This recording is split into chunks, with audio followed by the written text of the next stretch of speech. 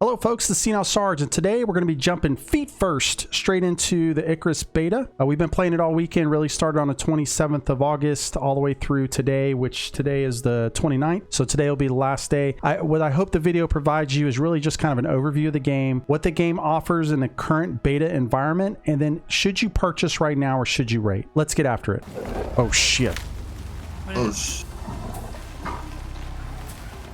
I hear it, but I don't see it. Where's he at?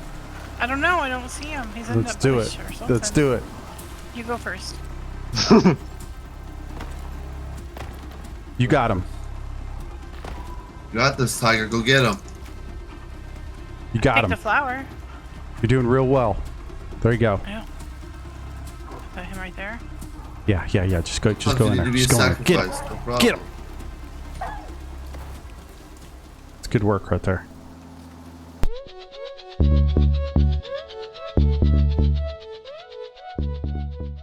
So the one thing that I've kind of noticed is there's a lot of confusion about the game right now, and I see that through the Steam forums. I'm seeing it inside of the Discord. I don't think the player base understands that there's really two game modes associated with the game. One game mode is Prospects and another game mode is Outpost. So Prospects is your session based. You have contracts. You can play with up to 8 players total. You land on a planet, you're going to build to protect, so you build, houses or whatever to protect yourself from weather or animals or whatever it is. You're going to gather resources and you're gathering exotic material, and then you're going to extract yourself off the planet before the time runs out. From reading, it looks like there's going to be various types of missions or contracts that players are going to be performing inside of this game mode. Outpost is a little bit different, and they have not unlocked that here. There's not a lot of marketing going on for it. I actually found a post on Steam about it, but think of it as a 1 kilometer by 1 kilometer plot of land where your whole goal is to collect resources and then build to your heart's content. You don't have to worry about storms. You don't have to worry about enemy AI or any of that. So for those of you that don't really like the session based, but you wish the game allowed for you just to build, guess what? It's coming in the game. And that's one of the critiques I have that we're going to be talking about later. So let's talk about the beta test. Now the beta test is unlike anything that I've really seen before. I've seen these through alpha testing and beta testing, with a very select few people or groups that come in to test, but I've never seen it in such a mass like it's being done here. So the beta test is being done through segments. So you've got forest is what we actually just saw. Really this beta test for the cohort. Next one's going to be the storms, then Arctic, then desert, then missions, then community. So basically there's 6 of these spread throughout the entire cycle here. The reason that they put them in these little bitty pockets here is so that they can really dive into a particular area and know where the issue's at instead of just having you play the whole game and then they're trying to figure. So that helps them better find and then squash the bugs that they're going to see. For those that are upset, that you start on a planet, which I've seen a lot of that, I don't have anything. Why don't I have anything? Well, if you really watch the videos about the lore, it'll help you better understand why that's the case. And I think there's 6 or 7 videos total on the lore. I would tell you, go over to their YouTube page. I'll link it down in the description. Watch the lore videos. It really explains why you're starting off with nothing and then you're building your character up and all of that. What I find exciting is it should lead into some really kick-butt DLCs down the road for the game because there's so much you're going to be able to do with the game. Now, from a multiplayer standpoint, this is a huge part of the game. When you're looking at the tech trees and the skills and all these other things that you have, and I'll show some of that here in the background, it really starts to help you understand that having a group allows you to segment players a little bit better. You don't want everybody to be a survivalist or everybody to be a combat person. You want builders and things like this, and having that group really matters. Speaking of multiplayer, behind you, straight behind you. I'm picking up this beast. Ah! Oh my god, look at my head! What happened? It was not an animal attack. Is there an arrow sticking out of your head? Yeah. What the heck? Here, let me pull it out for you. Okay, we're good. Jeez. Oh, I feel faint.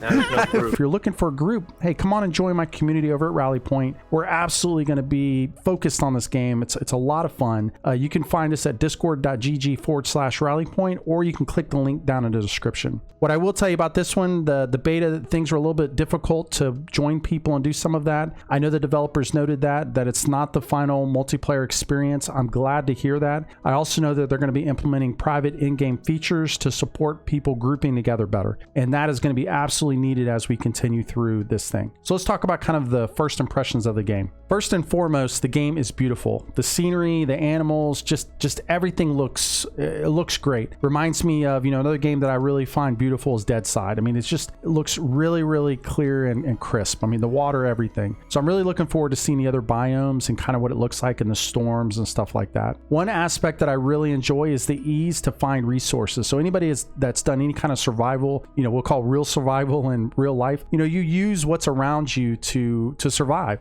And I really like that in this game, you feel like everything has a reason for you to be out collecting it. You're not out just collecting things to collect them. There's a reason for it.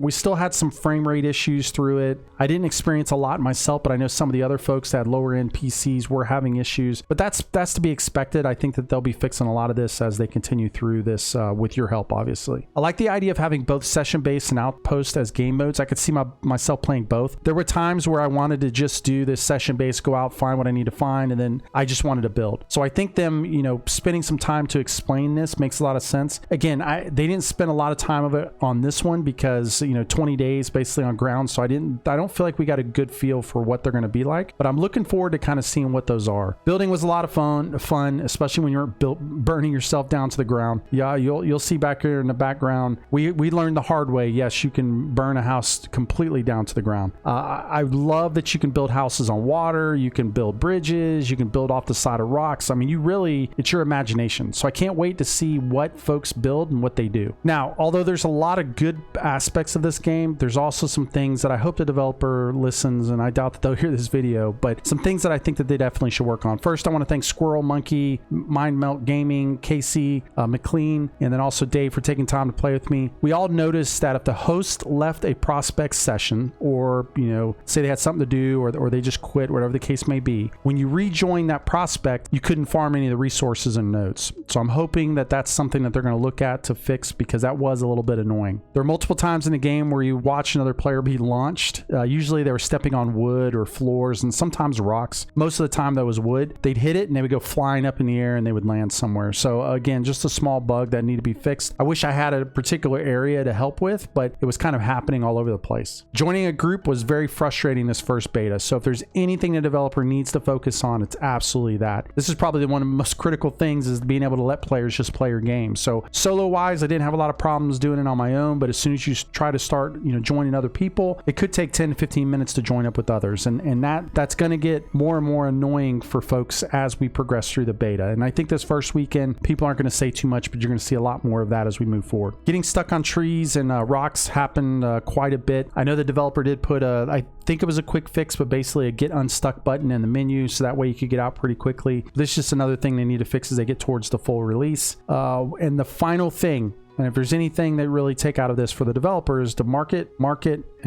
There's so many posts from people that just don't understand the differences between the session-based and then outpost. They need to spend a little bit of time doing that. They need to update their Steam page to explain this a little bit better. I think people aren't seeing the whole basis of what this game is going to be and just how much of a hit this game could be into the future. Has a lot of aspects from a lot of different games, and there's just some really uniqueness here with how beautiful it is and the things that you can do that should help this game be long-term, especially if the DLCs keep coming. So should you get in the beta? Well, let me tell you this. If you like testing games, or you have this knack for going in, finding bugs, and you like to report them, then absolutely. No questions asked. Purchasing it now, getting in, help them develop the game for it to be a long-term hit. Yes. Okay. The game has a lot of potential. It's fun for large groups of people. I think solo play is a little bit harder to kind of talk about right now. We need to understand prospects a little bit more, meaning that we need to see that prospects piece kind of played as a solo player to understand if it's easy or hard as a solo player. But if you like beta testing, I would say, yeah, go ahead and do it. If you're somebody who gets frustrated easily with issues in a game, I would wait a couple more tests. Don't jump into it right now. You're going to get frustrated. I've already met a couple people that came in and played the game, didn't like it because of the issues, and now they're gone. I think that's somewhat, I get it. You paid your money, you want a good game, but it's in beta. The end of the day, really should wait until the game is polished before you jump into it. To access the game, if you do decide to do it through the beta, you just got to pre-order it on Steam. Then you'll be access to the 6 different beta tests that are coming up. I'll put a photo here so that you can see when they're all happening. That way you can join in and help. The reality, I had a blast in the game. you know, even the problems with getting the friends and joining and all of that, still had a lot of fun, except for a couple of my friends like to play pranks and they like to use me as bait for bears, and I don't appreciate that. Nobody likes to be bait for bears. All right, I'm really looking forward to Icarus. You're going to see plenty more videos of this on my channel. If you enjoyed this video, do me a favor, hit that subscribe button, hit a like, comment. What did you think about the game? Did you enjoy it? Is there anything that you wish that they would change or they would do different? I really think the game is on the right path. I'm looking past all the other, you know, what we'll call drama associated with Dean Hall and just, you know, DayZ in general. I think that they're doing a really good job with the game thus far, and I'm looking forward to it. But thanks for watching the video, and we'll see you on the next one. SenileSarge signing off.